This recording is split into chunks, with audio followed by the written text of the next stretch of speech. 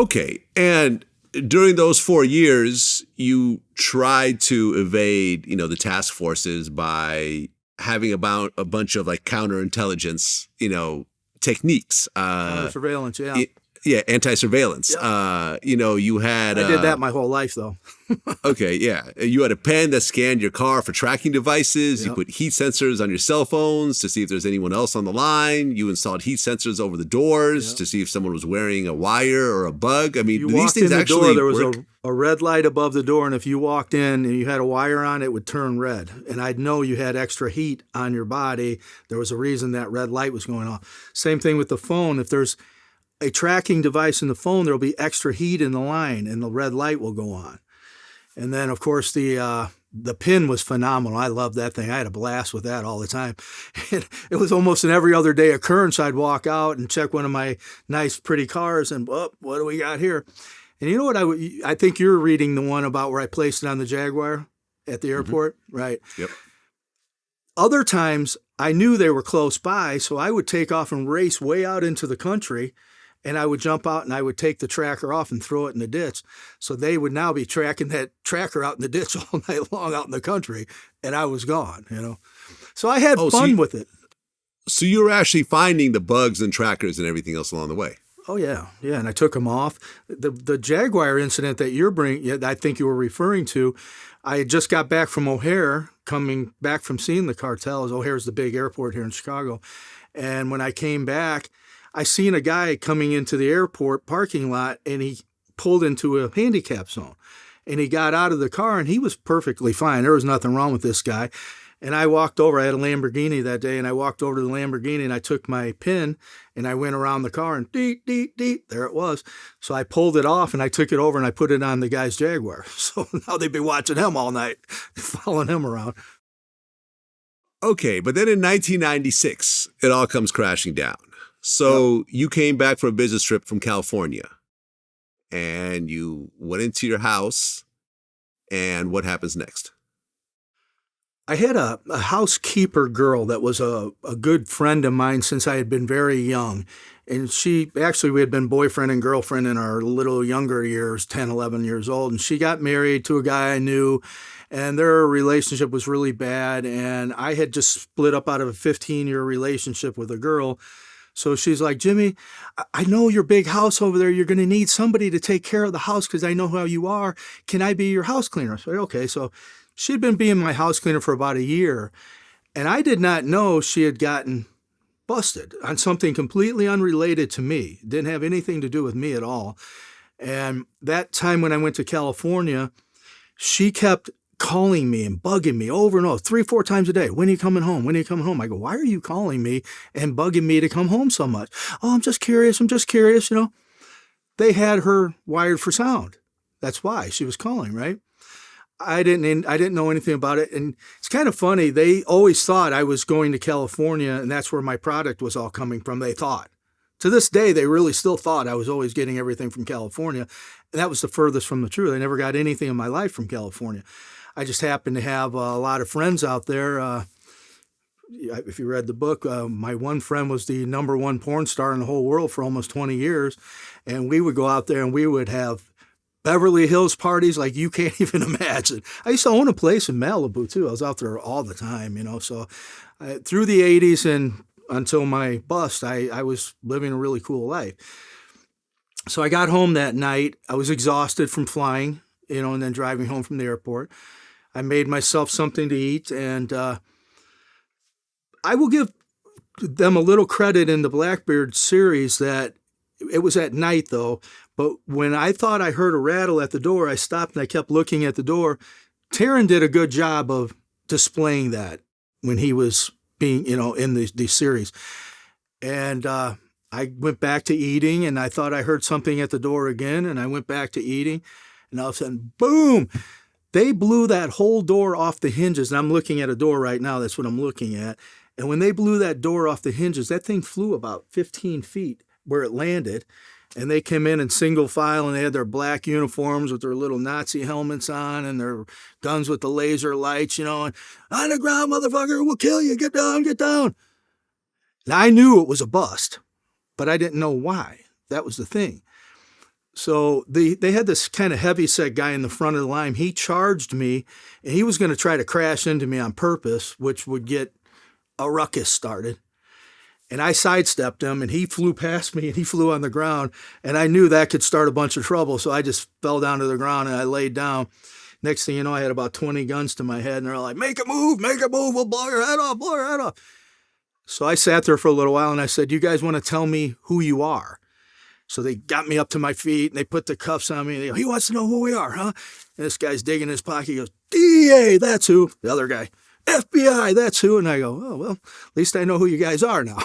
There was a little bit of smart mouth cockiness at that point, because I just knew they didn't have anything on me, So they took me in the kitchen. They had me on a chair like this, and they handcuffed my hands behind me and interlocked the handcuffs into the chair, so I couldn't go anywhere without the chair. And I went through the longest interrogation, you ever seen in your life, 10, 15 hours of just being interrogated, while they tore my house apart. And they searched the house for 6, 7, 8 hours, didn't find anything. Then they brought the dogs in. The dogs came in. They didn't find anything. And finally, they came walking in, and they had 2 little .25 pistols. And they threw them on the table.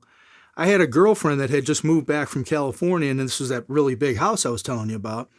And she wanted to have one of the rooms to herself. And she had drove all the way back from California cross country with a U-Haul. And her ex-husband had bought her these guns. So there were 2 legal .25s, little pistols that fit in the palm of your hand, not AK-47s like the movie portrayed. They threw them on the table, and I thought, oh my gosh, I've never seen these before. I think they're trying to set me up.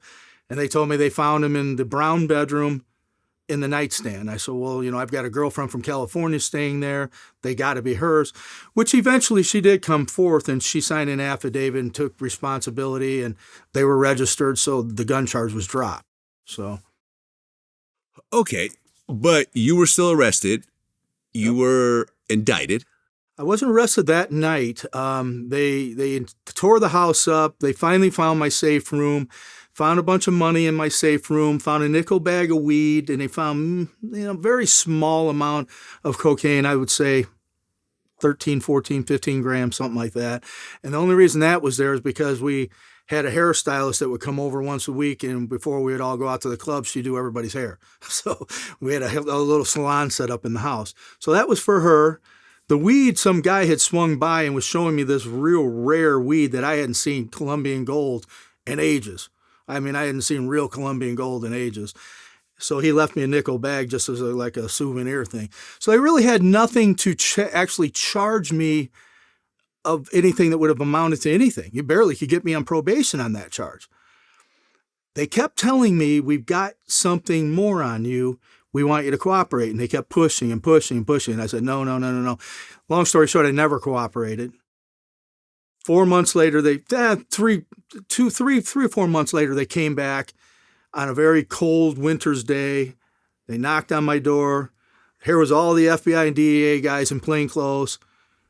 They got regular uniform cops with them because when they're going to serve an arrest, they got to have some uniform guys with them.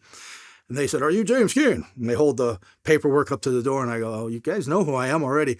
But they want you to say for the record, yes, it's me, so you can officially acknowledge it's you and you're being arrested.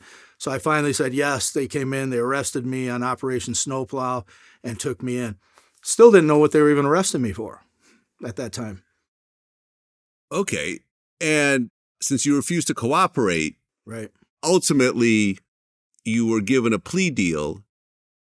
And the way it was depicted in Blackbird, it was supposed to be like probation or just like a slap on the wrist, but it turned into 10 years without parole. Again, there's a lot of fictionalization in Blackbird, and Dennis Lehane, the writer, he's the first one to admit my Jimmy is different than the real Jimmy, okay? If you've read my book, I was arrested on a hearsay conspiracy. No drugs, really. It was all witness testimony. There was no guns, there was no drugs, there was nothing. I was arrested on a conspiracy charge. I don't know how much you know about conspiracies, but they are nasty, man. Because how do you beat hearsay? 177 people got arrested on that whole thing. I was the target of the investigation. They had 2 witnesses hidden in the woodwork, CIs, had no idea who they were. And they tried to get everybody to flip. And of course, people start flipping all over the place on everybody. I didn't. And I said, look, you guys have nothing on me. I'm going to take this to trial. Beaumont, the U.S. attorney, who's now a good friend of mine, we actually hang out on a regular basis. He works with my lawyer, and we're buddies. We go out to lunch every other weekend, But he said, look, he goes, take a plea deal. He goes, plead out, and you get out in probably less than 5 years. And I said, but you don't even have anything on me. He goes, trust me, take the deal. We were about to take the plea deal, and at the last minute, I told the lawyer, why am I getting this new letter sent to me in the mail? And I got a letter, and it was a indictment charge in the mail for a conspiracy charge. And a conspiracy they added by way of hearsay, relevant conduct, they attributed, and that's the definition of the legal term of a conspiracy. Any acts, omissions, or confessions by any co-conspirators counts as factual evidence towards the conspiracy. Now just think about that for a second. Any acts, omissions, or confessions by any co-conspirator counts as factual evidence to the conspiracy. So if some guy comes in and says, hey, he sold me 5 kilos a week ago, it counts like you did. And you're like, that never happened. I mean, I felt like I was in the Twilight Zone, for real, So Beaumont hit us with the conspiracy charge. And the conspiracy charge by way of conspiracy attributed, and that's the word in the federal law, attributed well over, 500 grams of cocaine to me, put me 3 grams over the mandatory minimum. And I would think you, Vlad, you seem like you're kind of a liberal or more liberal kind of guy, I would think. Mm-hmm. Okay. They've got families against mandatory minimums. Look it up, FAM, F-A-M-M. They take these hearsay cases, and the federal prisons are packed with these people. And they pack these people in based on hearsay. How do you beat hearsay? So I got pissed, and I told my lawyer, deal's off, we're going to trial. So we went to what they call an evidentiary trial hearing. We're going to challenge the amounts of the hearsay.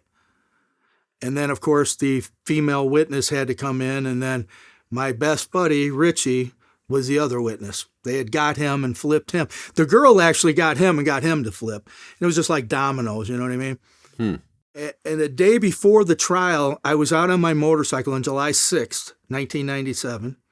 Trial was on July 7th, 1997. And I'm out on my motorcycle. I got a girlfriend in the back with me. And here comes Richie pulling up next to me on his bike. He's like, Jimmy, man, I'm so sorry, dude. I'm so sorry. This is a federal witness, man. You get 10 years for intimidation of a federal witness. I said, dude, get away from me, man. I'm not talking to you. Please, dude, forgive me. Just please forgive me. I said, meet me out in the country behind this it was an abandoned church out there. So he met me out there on the backside. He got off his motorcycle and he got down on his knees and was begging me for forgiveness. What can I do? What can I do? Anything, Jimmy. I don't want to lose our friendship. I said, I'll tell you what you can do. You've got 10 years of hearsay testimony against me. 10 years, man. You're going back. You don't even remember what you did 3 weeks ago, let alone 10 years ago, right? Needless to say, you can see these conspiracies I don't think should be legal at all. I think it's a total injustice, these conspiracies. So anyways, I told him what you can do is you can change your witness testimony. I'm 3 grams over the mandatory minimum. I was facing 20 to life at that time by 3 grams. You know what 3 grams is? About this much. Yeah. So you got 3 grams and you're going to get an extra 10 years tacked onto you by hearsay testimony? So anyways, he sobered up really quick. He goes, oh, shit, I can't do that, man. I can't do that. I go, then, dude, you and me have nothing to talk about. Get the fuck out of here. I jumped back on my motorcycle. I took off. Interesting, Richie was a good-looking guy. He looked like Rick Springfield. He had at his prime. Real cool hair, good-looking guy, dressed sharp all the time. I still did not know who the main witness was, so the next day when the trial started, here comes the female witness in. And I'm like, you've got to be kidding me. In the book, it's Brandy. You probably remember that name, Brandy, right? Right. And I'm like, you got to be kidding me. Of all the people, it's her. She was in my house. She knew the inside makings of my house. But I had never done anything with her, so it had to be something unrelated. They brought her in. Now, this is out in the clubs, hell-raising girl, right? Mini skirts, high heels, this fun-time girl. Now they bring her in the court, and she's in a little Sunday school outfit and got her glasses on, and, oh, I wouldn't hurt a flea. And I'm like, you got to be kidding me, man. I mean, it was like I said, felt like I was living in the Twilight Zone, man. So they bring her in. She gets on the stand. Oh, so 5 years ago, Jimmy met you out by the Ferris wheel at the carnival out there. Is that right? And she's like, well, yeah. Well, what did he tell you? Oh, I'm not quite sure. The U.S. attorney goes, well, can you give us a description with your hands of how much he sold you? And she goes, well, it was kind of about like this. And he goes, so maybe the size of a kilo. She goes, I would say about the size of a kilo. He goes, Your Honor, let the record note, the witness just said Mr. Keene sold her a kilo. And I'm telling you, man, I felt like I was totally in the Twilight Zone. I'm at my defense table. I got a little microphone sitting there. And I'm like, this is bullshit. I'm yelling through the microphone. The judge told me he was going to hold me in contempt of court at least 4 times, And I told him, Judge, they're up there lying through their teeth. So anyways, my attorneys get up there and they cross-examine her. They say to her, do you remember, was it spring, summer, or winter, or fall when you met Jimmy? I don't recall. Do you remember if it was day or night when you met Jimmy? I don't recall. Do you remember what he was wearing? I don't recall. Do you remember what he was driving? I don't recall. Do you remember what your conversation was? I don't recall. Stack in the transcript this thick of a whole bunch of pages to say, I don't recall. And then my lawyer, I thought, did a really good job. He goes, it's funny, the only thing you seem to recall is this imaginary pile of drugs. That's all you seem to remember, Anyways, some of it stuck, some of it didn't. Then came in my Rick Springfield buddy, Richie. He takes the stand, and man, he was like a cat on a hot tin roof, man. He was just as nervous as could be. Now, she wouldn't look at me the whole time she was on the stand. Now, he made eye contact with me. And then he'd make eye contact with the U.S. attorney, and he'd make eye contact with me. So he goes, okay, now, Richie, let's start talking about these amounts of drugs you've gotten from Jimmy over the years. And he starts pulling, I don't want to pull the collar because I might knock this mic off again, but he starts pulling on his collar and he's like, yeah, about those amounts, I can't really be sure about those amounts. And I'm telling you, the whole courtroom went up in arms, like, you know what I mean? And he goes, Mr. O'Reilly, I have your transcript here in court. So he says, I can't remember those amounts. And the whole courtroom went up in arms. The U.S. attorney threatened him with his proffer agreement. I don't know if you know what a proffer agreement is. Yeah, of course. That's your narc agreement. And he goes, I'm going to take this proffer agreement away from you and you will do prison time and this and that. And thank God the judge stepped in and the judge goes, no, hold on, Mr. U.S. attorney. I'm going to take his in-trial transcript over his behind closed doors testimony and we'll take that, what's on the record. And he started still making all these false claims of amounts that were sold to him over the years, but he lessened the amounts. Brought me that little 3-gram amount now. I was brought under that amount, and that brought me down to 10 to life. And I was, of course, hoping that it might even get lower and lower and lower, But I got stuck at the 10 to life, and that's where it, bottomed out at. So found guilty. I lectured the judge for about 20 minutes. As you can tell, I can rabble on at times. And I lectured that judge for 20 minutes. And I'll tell you what, that old sea hag, he sat here and he looked at me, and I didn't think he was listening to me. And he quoted back to me, Mr. Keene does not think the court is being fair. Mr. Keene thinks the court erred. And he went through every little thing I said for 20 minutes. I'm like, damn, this old fart, he was listening, He goes, therefore, I find you guilty. Pfft, out the back door I went,